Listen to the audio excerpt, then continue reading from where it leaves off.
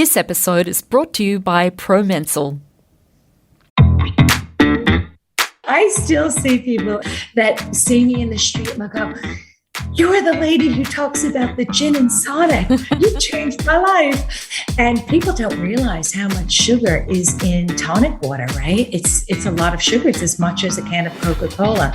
So I'm always one about, I love the word nudging, nudge the dial. Instead of going all the way to a gin and soda, go to half soda, half tonic.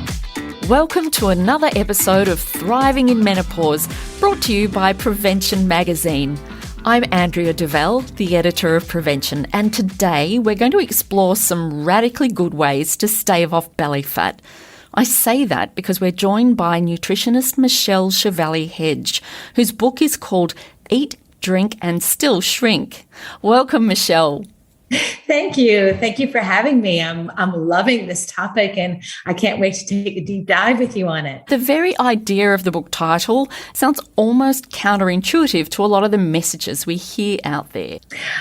I know. It sounds radical. That is the key, I think, in nutritional medicine and nutritional transformation, is that taking things that used to feel or sound or be radical in the world of nutrition and creating them to not be so extreme and not to feel so deprivation, but to loosen it up so that people can still have a little bit of coffee and wine and the occasional chocolate and the occasional chips along the way and maintain a really healthy body. That sounds very appealing, Michelle. So let's talk about developing some of those, I think you call them micro habits. When people ask me why I talk so much about micro habits, I often start with the question of why, when we know that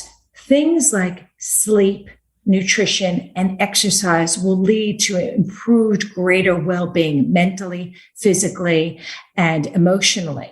So we've seen a lot of this, particularly in the last 2 years, really good evidence emerging. So people intuitively know this. So the question is, why aren't people jumping in and embracing it more? Why aren't they using food as a pathway into improved brain concentration, productivity, vitality, energy, cognition, neurological functions? It's because most people believe that the jump is too great, that it's too big to go from their present state to eating healthy. So if we start to break it down with small hacks, things that are easy, that feel nourishing, that don't feel like you're putting your body into deprivation, you do it. And then you do it again the next day and the next day. And you're getting this positive reinforcement because you're waking up with a little bit of an uplift the next day. And all of a sudden, these small, tiny habits start to become your everyday habit of well-being. And I have run my clinical practice for 17 years, and we have a really high success rate of people moving into that positive well-being space. So in your book, you talk about the first 3 moves you need to make in the right direction. So the first one is I talk about the importance of sleep.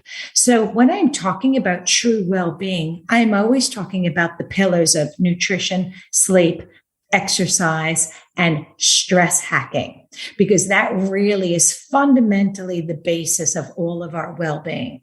So I talk about sleep and how we need to prioritize sleep. The fact that sleep has the knock-on effect to how we eat the next day, how we exercise the next day, how we emotionally show up the next day. So prioritizing your sleep and not saying to yourself, "Oh, I need to get to bed at 9. I need to wake up at 6, and this is how it has to be." No, take a first tiny hack. Meet yourself where you already are. If you're sleeping, going to bed at 11, nudge the dial so little, nudge it by 15 minutes and say, you know what? I'm going to get into bed every night at 10:40 turn the lights off at 10:45. Nudge the dial by such a small amount that it's doable, because it's when it's not doable and you get disappointed in yourself, you go, stuff it. I knew this well-being thing was too hard. Oh, I knew this was going to be too hard. Have you ever experienced that yourself? Oh, every day. Yeah, correct. And I'm not speaking from an ivory tower, Andrea. I was exactly like that. I had a crazy, wonderful career at Microsoft, and I was underslept, overfed, and completely stressed. So I get that. Now, okay, so let's just go to my next hack. Water. I love talking about hydration. It's a super important part of our brain health, our physical health, our digestive health. So I love talking about anchoring behaviors as well. So one of the things that we have to do every single day of our life is go to the toilet. And usually most of us have to go to the toilet first thing in the morning. So I say to all of our clients and the readers of our book is have a glass of water by your toilet. Set that up before you go to bed. And as you enter the bathroom, before you even go to the toilet, now I know a lot of you are going to say, I can't do that. You can. Toss down one glass of water and you've begun your day at least with one glass of water. And what that ends up happening, let's say you can consistently do that for about 4 weeks. On the 5th week, if you haven't done it, your natural thirst mechanism will kick in. So I think that's just one really easy micro habit that we can all begin. And just on the water note also, whilst I love everybody staying incredibly hydrated, again, for vanity reasons, but two, as you move to a whole real food diet, you're having more fiber, and we want that fiber to go through our bowels and not get stuck. But I don't want women in particular drinking too much water later in the afternoon. Perhaps around 4 o'clock, start minimizing your liquid consumption. Why? Because I don't want you waking up at 1, 2 o'clock in the morning because you constantly have to go to the toilet. Because often what will sneak in at that time is all of a sudden lots of monkey chatter. So drink consistently throughout the day, but try to minimize after 4. I always say to people, of course, we're all concerned about the pandemic of COVID, but what about the epidemic of the tired but wired individual? We have that all around us. We even had that before COVID, and that's something that we really need to shift our thinking around and making a priority is what we eat affects how we sleep, and what we're doing to really, really make sure not only are we having quality of sleep, but we're having quantity of sleep. And so that brings me to my next point, which I talk about in the book is, a tiny micro habit that you can start with is, not ruling out everything, but starting to become really, really aware of the amount of added sugar you're having in your diet. And maybe that's just as simple as, okay, for the first week or two, you can actually pick up anything that you're about to put in your mouth, and you're going to read the label to see how much sugar grams are in something. So, because even the healthiest of looking foods, healthy muesli bars, healthy yogurts, healthy looking sports drinks, they have a lot of hidden sugar in them. And that has a big knock-on effect to our brain fog, our skin, our hormones, everything that we truly value in life. So those are just 3 really simple places to start. Michelle, there is a simple little formula that I think we need to memorize, because you look at the grams of sugar and it's meaningless. We should really be taught this stuff in high school, but tell us how we can make sense of that. Absolutely. This is enough information so that you can glance at a product and see how many teaspoons of sugar is in that product. So I've had this conversation with Jamie Oliver, as well as many other people in my nutritional space, and say, I don't think that we actually need a sugar tax. What we need is sugar education. It should be shared with every child at school so that they can become aware of how much sugar they're taking in. So, for example, what I say to people is, if you're picking up something that appears healthy and you're sort of walking down this path of good health, do three things. Number one, read the ingredient. If you can read the ingredients and it sounds like something your grandmother can pronounce, well, you're winning. If it sounds like it's Frankenfood and it's made in a chemical factory, it probably is. So you need to ask yourself, why would you do that to this beautiful thinking body and brain that you have? Number two, have a little glance at the serving size. Now, that takes a little while to get comfortable with, but just start glancing at that and starting to say, okay, are we talking about one tub of yogurt? Are we talking about one can of Coca-Cola? And then take your finger and run it to the sugar grams. Now, again, this isn't a perfect science, and I could talk about the science of this for an hour, but just for the general person out there, run your finger across sugar grams and have a little look at what that says. For example, if I was looking at a can of Coca-Cola right now, it would say 40 grams. So the average person, what you need to do is divide by the number 4, and that will tell you 40 divided by 4 equals 10 teaspoons of added sugar. So sometimes it's hard to differentiate what's natural sugars and what's added sugars. When we talk about sugars that harm us, that create inflammation, that cause dysbiosis, candida, highs and lows, insulin dysfunction. When we're talking about that kind of sugar, we're talking about added sugar. And I think it's really, to me, it's still quite surprising, Andrea, that the number of people that don't realize how much added sugar is in healthy looking things. As you say, in the health food industry, whether it is so-called juices or healthy bars or kombuchas, it is surprising sometimes. Oh, yogurts is another one. Yes. Really surprising. You think you're doing the right thing, having this lovely natural food, but gee, it tastes kind of really good, like really good. Yes. So there's something wrong here. The reality is, the World Health Organization, not little old Michelle Chevalier Hedge, a nutritional medicine practitioner, but the top doctors in the world talk about for optimal well-being, optimal physical and mental well-being. The average person should only be having 6 added teaspoons of sugar a day, whereas the average Australian, even with health consciousness, the health conscious Australian would probably be having anywhere between 24 and 30 teaspoons. And most of our children would be having in excess of 30.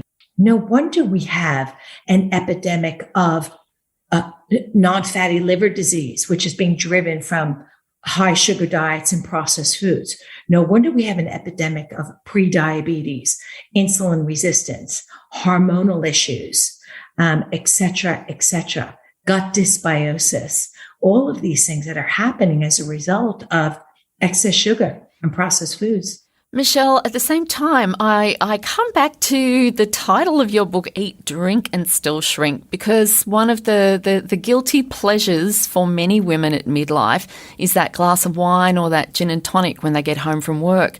And actually, those things don't come with a sugar label on the side that we can easily interpret. And I think a lot of us are sneaking in more sugar than we may actually be aware of. Absolutely, definitely. So let's do a little bit of alcohol 101. So I love a little glass of Pinot Noir. My current favorite is a little chilled Pinot Noir.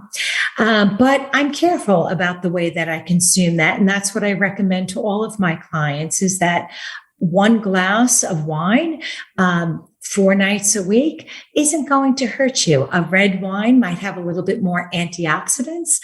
So that would be my choice of so-called my poison.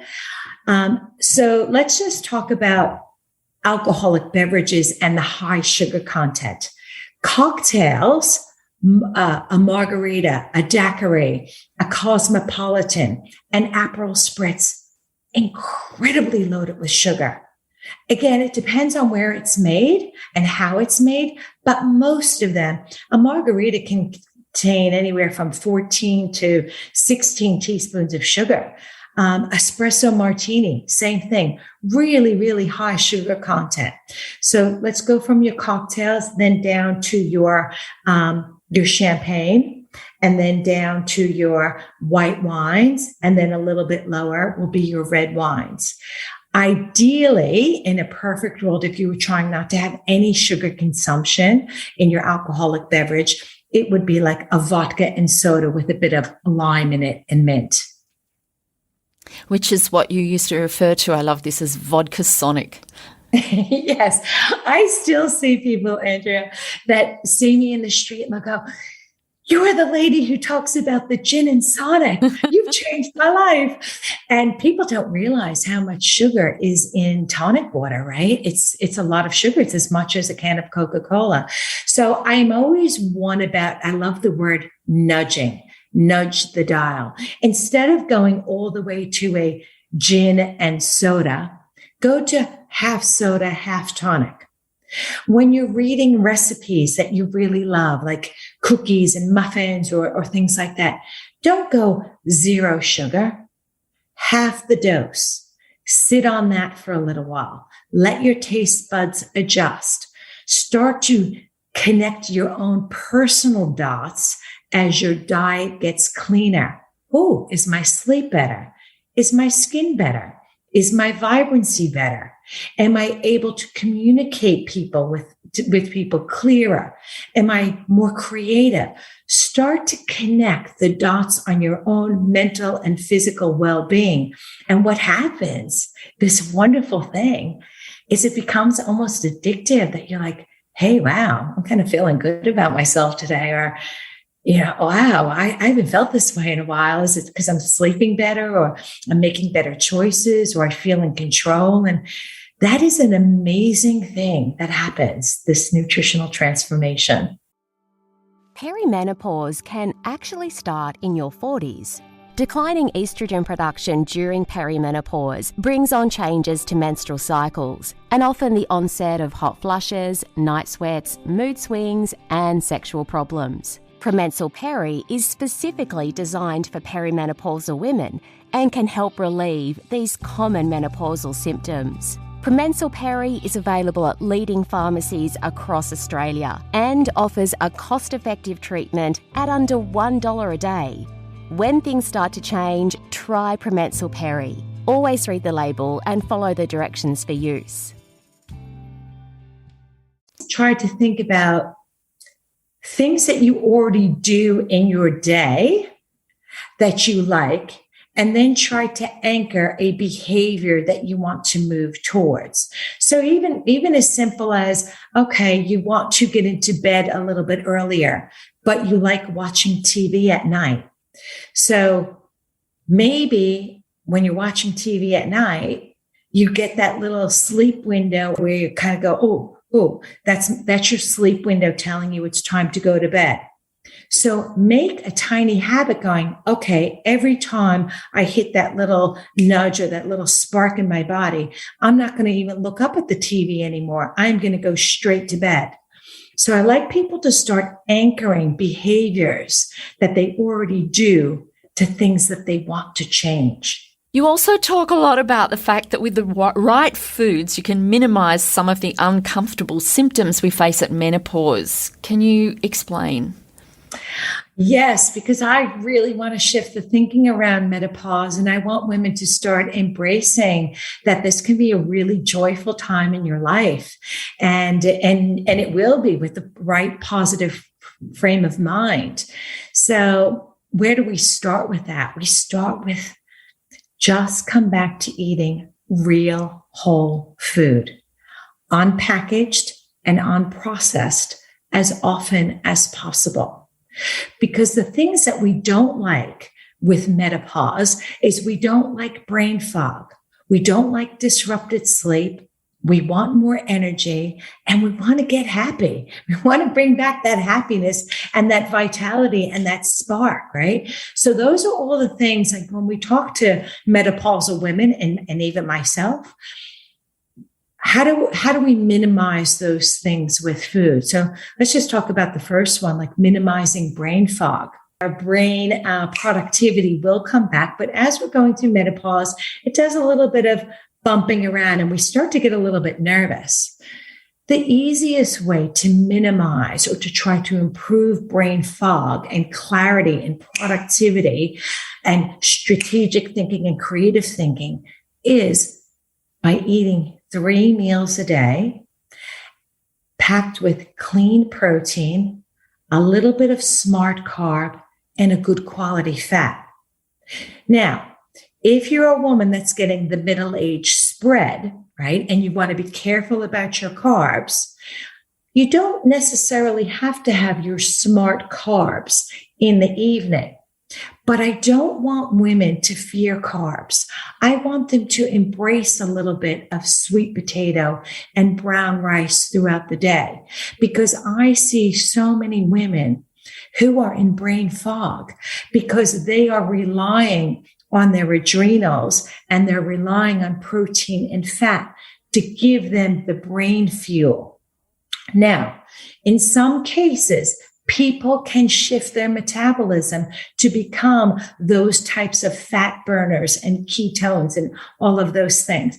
But most of us that would be listening to this podcast find the value of a small amount of sweet potato, brown rice, or really good quality type of grain at breakfast and lunch, and watch your brain be productive at 3:00 in the afternoon. So what would be some of the examples that you give to your clients of what a good breakfast should look like and what a good lunch should be? Yeah. So right now I'm running a cleanse group. And so we sort of narrow the focus when we're in a cleanse group. So right now for most of the people for breakfast, they'd be having some type of egg with a sweet potato or a brown rice, or even toasting their sweet potato. I take people off of gluten for 1 or 2 weeks. Not that I'm against gluten at all, because I am Italian. And if I started to discriminate against gluten, I'd be excommunicated from my family. But I take people off gluten for a little while just to see if their body reacts, if their belly bloat comes away for a little while, just for them to, again, connect their own dots on their well-being. But I love a breakfast that is some form of egg, whether it's soft-boiled or poached, even in an omelet, coupled with lots of veggies and a little bit of carb. So for me, that carb is usually something that my family has eaten the night before. Some roast vegetables, a bit of potato, maybe some brown rice, something along those lines. Even sometimes, even some legumes like chickpeas or lentils or something like that. So that's usually forms the basis of most of my breakfast. But sometimes there's nothing wrong with a good quality piece of toast and some avocado on it, maybe mixed with a little bit of feta cheese. It's the packaged breakfasts, the packaged cereals, and the things that have added sugar that really worry me. So, for example, what about muesli? Well, with mueslis, I think that's where we really need to become a label reader. It's quite surprising how much muesli has added sugar. It's quite surprising and actually quite bizarre that some mueslis will have sultanas that are coated in sugar. So just be aware of that. I would prefer people to get a sugar-free or even a fruit-free muesli and add a little bit of their own dried fruit to it. So this way they're able to pick dried fruit that doesn't have any added sugar and doesn't have any added preservatives or sulfites in it, which could present their own problems. So just becoming a little bit more aware, if everybody was just a little bit more aware of reading the label and start to become conscious. Now, I don't want people to become scientists, because when you make nutrition hard, again, that's when people don't do it. Just put some sense of awareness around it. The other thing I mentioned before, and I think it's a big one that people don't realize, and I don't want to point out any manufacturer names, but there's a lot of people drinking healthy matcha teas, healthy chai teas, healthy vanilla coffees. They really, really need to be aware, because those coffees and teas disguised as healthy products can contain up to 10 to 15 teaspoons of sugar in them. Wow.